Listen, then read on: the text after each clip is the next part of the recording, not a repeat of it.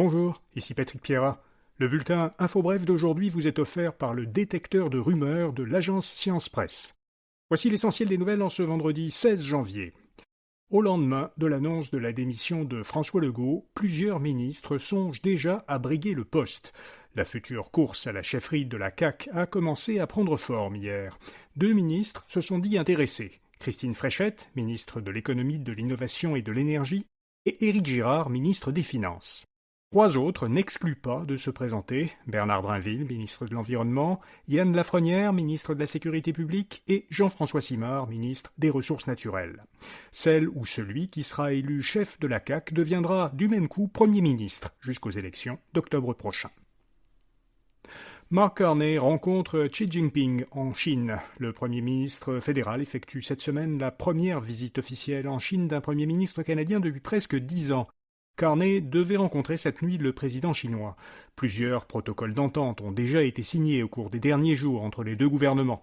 Il y a notamment eu un accord sur l'énergie qui prévoit d'augmenter l'exportation de pétrole et de gaz canadien vers la Chine. Concernant les tarifs douaniers, le Canada souhaite que Pékin réduise ses tarifs sur les produits agricoles canadiens, dont le canola. La Chine consentirait à le faire si, en échange, Ottawa réduisait ses tarifs sur les véhicules électriques chinois. En Iran, un Canadien a été tué. La ministre fédérale des Affaires étrangères, Anita Anand, a précisé qu'il était mort aux mains des autorités iraniennes. Anita Anand a condamné la répression des manifestations pacifiques de la population iranienne et le mépris flagrant pour la vie humaine, selon ses termes, dont ferait preuve le régime iranien. Le Canada exige que ces violences prennent fin immédiatement, a communiqué la ministre. Les pays du G7, dont le Canada, se sont opposés dans une déclaration commune à la répression brutale appliquée par les autorités iraniennes. Ils se disent prêts à imposer à l'Iran des sanctions supplémentaires si ces violences ne cessent pas. La dernière lauréate du Nobel de la paix a offert sa médaille à Donald Trump. Maria Corina Machado, l'opposante vénézuélienne et lauréate du plus récent prix Nobel de la paix, a rencontré hier le président américain à Washington. Donald Trump, qui convoitait très ouvertement la distinction, a indiqué que Machado lui avait remis son prix Nobel pour le travail qu'il avait accompli. Le Nobel Peace Center, un musée norvégien dédié au prix Nobel de la paix, a rappelé sur les réseaux X que les médailles des lauréats pouvaient changer de main, mais pas les prix eux-mêmes, prix qui sont décernés par le comité Nobel. Un mot maintenant de notre commanditaire. Les contenus sur la santé mentale et l'anxiété sont très populaires sur les réseaux sociaux, mais ils regorgent souvent de conseils douteux, voire dangereux.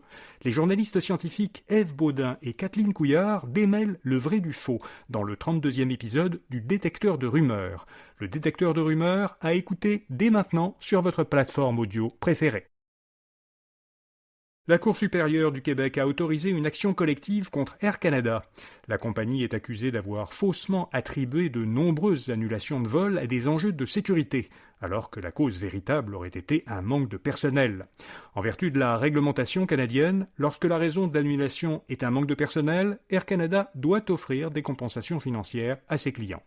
L'action collective concerne les voyageurs qui ont acheté des billets d'Air Canada entre décembre 2019 et août 2022.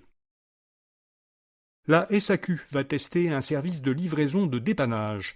La société d'État commencera le mois prochain à livrer à Montréal environ 150 produits par l'intermédiaire du service américain Uber Eats.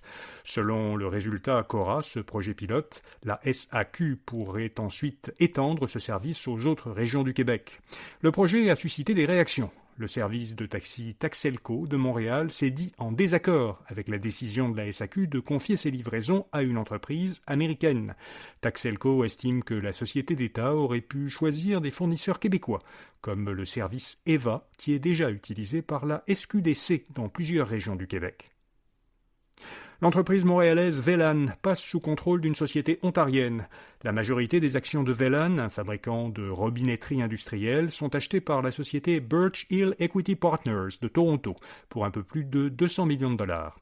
Cette somme équivaut à un prix de 13,10 $ par action, soit 30% de moins que le cours de l'action avant l'annonce de la transaction. Velan a été fondée à Montréal en 1950. L'entreprise emploie 1200 personnes et exploite des usines dans 9 pays. Elle dessert plusieurs industries, dont celle du nucléaire et de la pétrochimie. Et puis Bombardier va agrandir son site de Dorval au coût de 100 millions de dollars. L'avionneur de Dorval compte installer une nouvelle usine à proximité de ses autres installations près de l'aéroport Montréal-Trudeau. Investissement Québec doit financer 35 millions de dollars du projet sous la forme d'un prêt remboursable non pardonnable. Bombardier prévoit de commencer à exploiter l'usine dès l'an prochain. Elle pourrait créer plus de 330 emplois selon le gouvernement. Voilà, vous savez l'essentiel. Comme chaque vendredi, on publie dans l'infolettre InfoBref Matin une courte sélection des meilleurs rabais de la semaine qui sont disponibles en ligne. Vous la trouverez à infobref.com ou en suivant le lien vers cette rubrique dans la description de cet épisode. Bonne fin de semaine et à lundi matin.